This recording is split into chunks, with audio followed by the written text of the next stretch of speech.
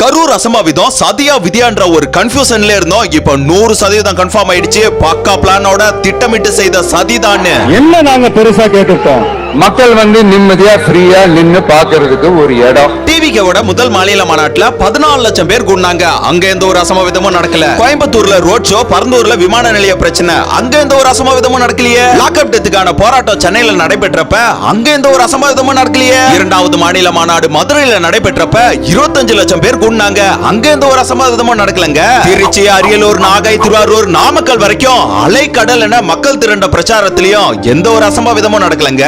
ஆனா கரூர்ல இவ்வளவு பெரிய அசம்பாவிதம் நடக்க முழு காரணமே செந்தில், குணா, வேலு, தம்பி இவங்க எல்லாரையும் அன்பு வாழ்க்கையோட இணைக்கிறது ராஜன் தான். 1000 ஆட்களை தாவேகா துண்டு கொடியோட கூட்டத்துல கலந்து கொள்ள வைத்து கூட்ட நெரிசலை ஏற்படுத்தி கீழே விழுபவர்களை வயிற்றிலையும் கழுத்திலையும் மிதிச்சு மூச்சு திணறி போக வைத்து சாகடித்து உள்ளனர். என் கண்ணு முன்னாடி நிறைய பேர் இறந்துட்டாங்க. கீழே விழுந்து போட்டு எல்லாரும் மிதிச்சாங்க தெரியுங்களா. பின்னாடி இருந்து எல்லாருமே வந்தாங்கடா. எதுக்கு அப்படி வந்தாங்கன்னே தெரியல. விஜய் அவர்கள் பேசும்போதே 10 பேர் அங்கேயே உயிரிழந்திருக்காங்க. இதுதான் உண்மை. இதை தாண்டி இன்னும் கூட்ட நெரிசலுக்கு 10 ஆம்புலன்ஸ் கிட்டத்தட்ட உள்ள அனுப்பி மக்கள் உயிர் போக டிஎம்கே பல வேலைகளை ஏற்பாடு செய்து கடைசியில நடிகர்களாக நாடகம் போட்டு அப்பாவி மக்களை இப்படி ஏமாத்திருக்காங்க. விஜய் அவர்கள் மீது செருப்பு வீசியவரை சுற்றி இருந்த அனைவருமே தாவேகா துண்டு போட்ட டிஎம்கேவோட கைக்கூலிகள் தான். எவ்வளவு பெரிய அசம்பாவிதத்தை ஏற்படுத்தி இருக்கானுங்க. மரண ஓலங்கள் சத்தியமா உங்க யாருமே சும்மா விடாதுடா.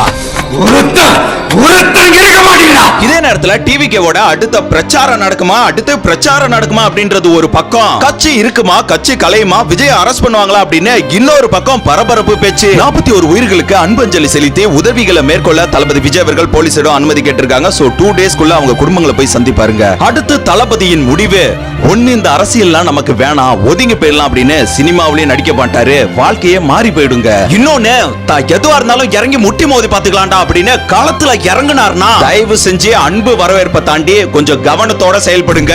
உங்க டிவிக்கு சைடு இளைஞர்கள் பண்ற அட்டகாசம் தாங்க முடியல, அவங்கள பத்தி ஏன் பேச மாட்டீங்க அப்படின்னு பல பேர் என்கிட்ட கேக்குறாங்க. பட் நான் உங்களை எதுவும் தப்பா சொல்லல. உங்களால அந்த மனுஷனுக்கு எந்த பாதிப்பும் ஆக கூடாது. சோ தயவு செஞ்சு எல்லாரும் புரிஞ்சு செயல்படுங்க. அடுத்தடுத்த உண்மை சார்ந்த டிஎம்கே சூழ்ச்சிகளை உங்கள் கண் பார்வைக்கு இந்த அந்நிய நம்பி சேனல் சார்பாக கொண்டு வருகிறோம். இதனால் இந்த அந்நிய நம்பியை டிஎம்கே எதனால் செய்தால் கூட தளபதிக்காக நீங்கள் உண்மையாக இருங்கள். எனக்கு பின்னால் தளபதிக்காக குரல் கொடுக்க பல பேர் வருவாங்க. இந்த உலகமே தளபதி விஜய் அவர்களை எதிர்த்து நின்னாலும் அந்த உலகத்தை எதிர்த்து நிற்பேனே தவிர ஒருபோதும் தளபதி விஜய் அவர்களை எதிர்த்து நிற்க மாட்டேன். நான் 8 வருட சினிமா பயணத்தில் தளபதி விஜய் அவர்கள் என்ன செய்கிறார் என்று ஒவ்வொரு நாளும் கேட்டு வளர்ந்திருக்கிறேன். அவரின் குணம் என்னவென்று எனக்கு தெரியும். சோ தயவு செஞ்சு சொல்றேன், தளபதியை விட்டுறாதீங்கடா. கலியுகத்தின் கடைசி நம்பிக்கை இவர் தான். கடைசி நம்பிக்கை இவர் மட்டும்தான்.